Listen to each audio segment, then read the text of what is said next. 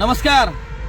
मला सांगण्यास आनंद होतोय, आपलं डीजी लोन मंजूर झालंय, आपलं गृह अग्रिम लोन मंजूर झालंय. ज्या पोलीस अधिकारी कर्मचाऱ्यांनी आपलं स्वप्नातलं घर पाहण्याचं स्वप्न पाहिलं ते आज पूर्ण केलंय. ते पण पूर्ण केलंय की एका जिल्ह्यातील 4 व्यक्तींनी माननीय मुख्यमंत्र्यांना विलन ठरवलं होतं. पोलीस बॉय संघटनेचा मी संस्थापक अध्यक्ष म्हणून त्याच 4 व्यक्तींनी मला पण विलन ठरवलं होतं. कारण काही लोकांना या डीजी लोनच्या आडून पैसे खायचे होते. पण आज माननीय मुख्यमंत्र्यांनी ते दाखवून दिले की संघर्षाला कधी बी यश येतं आणि लोक शिव्याला नाही पण इतिहासाला लक्षात ठेवतात. मी पोलिसाचा पोरग म्हणून या 4 लोकांनी मला खूप त्रास देण्याचा प्रयत्न केला, पण महाराष्ट्रातील हजारो पोलीस अधिकारी कर्मचाऱ्यांनी मला फोन करून मनोधैर्य वाढवलं की भैया, पोलिसांचं डीजी लोन हे तूच करू शकतो, कारण सुरुवात तूच केली. 2023चं डीजी लोन पण मंजूर करण्यासाठी तुम्हीच आवाज उठवला होता.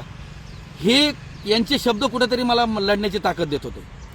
मी 2 वर्षापासून माननीय मुख्यमंत्र्यांकडे मी या गोष्टीचा पाठपुरावा करत होतो. मध्ये खूप सारे उपसचिव बदलले, आता साखरे साहेब आले, पण साखरे साहेबांनी त्या पॉझिटिव्हनी केलं. मध्ये नंतर वैभवराजे घाडगे साहेब, श्रीकर परदेशी साहेब, या तिघांनी मिळून माझ्या या प्रयत्नांना यश कसं येईल यासाठी माझ्यासोबत खंबीर उभा राहिले. आता श्रेय कुणी पण घेऊ द्या, मला खुशी ह्या गोष्टीची आहे की माननीय मुख्यमंत्र्यांनी महाराष्ट्रातील तमाम पोलीस अधिकारी कर्मचारी यांचं गृह अग्रिम लोन मंजूर झालं. 2 वर्षाच्या लढ्याला यश आले. अहो सर, दगडाचे घाव सोसल्याशिवाय पण यश येत नाही असं म्हणतात ना, ही मन आता खरी झाली आहे. याच्यातून मला शिकण्यास मिळालं की खूप लोक शिव्या देतील, पण आपण आपल्या कर्तव्याशी कधीही त्याच्यासोबत मागं फिरायचं नाही. मी माननीय मुख्यमंत्री देवेंद्र फडणवीस साहेब, मी तुमच्या शब्दात आभार मानू शकत नाही, कारण मला माहिती आहे मी प्रत्येक भेटीमध्ये ज्यावेळेस तुम्हाला डीजी लोन बद्दल मांडले, तुम्ही कधी चिडला नाहीत, तुम्ही कधी त्याचा आकस केला नाही. तुम्ही प्रत्येक वेळी त्या अधिकाऱ्यांना सूचना केल्यात की पोलीस बॉय संघटना जे सांगतीये त्याच्याकडे लक्ष द्या आणि त्या पोलिसांचं गृह अग्रिम लोन मंजूर करा. पोलिसांचं स्वप्नातलं घर मला पूर्ण करायचंय. मी माननीय मुख्यमंत्री साहेब, तुम्ही डीजी लोन जे मंजूर केले, यामुळं काही राजकीय पक्षाचे जे लोकप्रतिनिधी होते ज्यांनी मला डावलण्यासाठी किंवा मला विरोध करण्यासाठी स्वतः ते प्रश्न उपस्थित केले होते, याच्यातून तुम्ही चपराक दिली साहेब की संघर्ष करणाऱ्या व्यक्तीला कधीच कुठंही कुणीही असं करू शकत नाही की त्याला दुजाभाव देईल. पण साहेब, खरंच मी तुम्हाला सॅल्यूट करतो. जे मला महाराष्ट्रातून तमाम पोलीस अधिकारी कर्मचारी यांचे फोन येत आहेत की राहुल थँक्यू, तुमच्यामुळे झालं, धन्यवाद, हे मला लढण्याची ताकद देत आहेत. मी आज खुश याच्यासाठी आहे की माझ्या लढ्याला यश आले. मी खुश याच्यासाठी आहे की माझ्या पोलिसाच्या स्वप्नातलं घर होतंय. मी आज प्रवासात आहे. 9 नोव्हेंबरला आपण पोलीस बॉय संघटनेची राज्यस्तरीय बैठक पण नवी मुंबईला घेतोय. आता या बैठकीमध्ये माननीय मुख्यमंत्र्यांचा आभाराचा आपण सेशन घेणार आहे. महाराष्ट्रातील तमाम पोलीस कर्मचाऱ्याचा आशीर्वाद हे आपल्या पाठीशी आहे.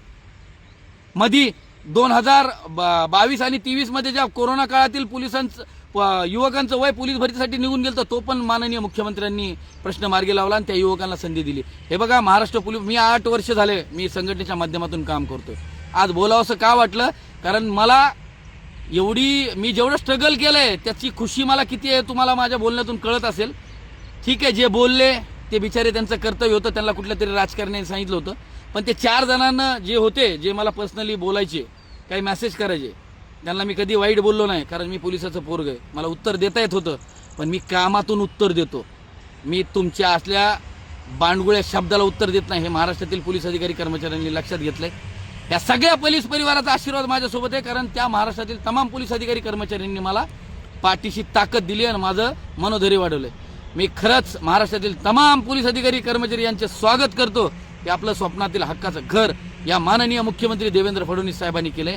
आणि मी राहुल दुबाले, महाराष्ट्र पोलीस बॉय संघटना संस्थापक अध्यक्ष, मी आभार मानतो या लढ्यामध्ये ज्या अधिकाऱ्यांनी, ज्या कर्मचाऱ्यांनी, ज्या पोलीस बॉय संघटनेच्या प्रत्येक पदाधिकाऱ्यांनी मला सहकार्य केलं, त्या सगळ्यांचे आभार मानतो. हे यश माझ्या एकट्याचं नाहीये, हे यश फक्त आणि फक्त माननीय मुख्यमंत्री देवेंद्र फडणवीस साहेबाचे. मी फक्त जरिया, मी प्रयत्न करत राहतो. असे अनेक विषय माझ्यापर्यंत सांगत राहा. मी नक्कीच यश आणि माननीय मुख्यमंत्र्यांकडून ह्या गोष्टी मंजूर करून घेईल.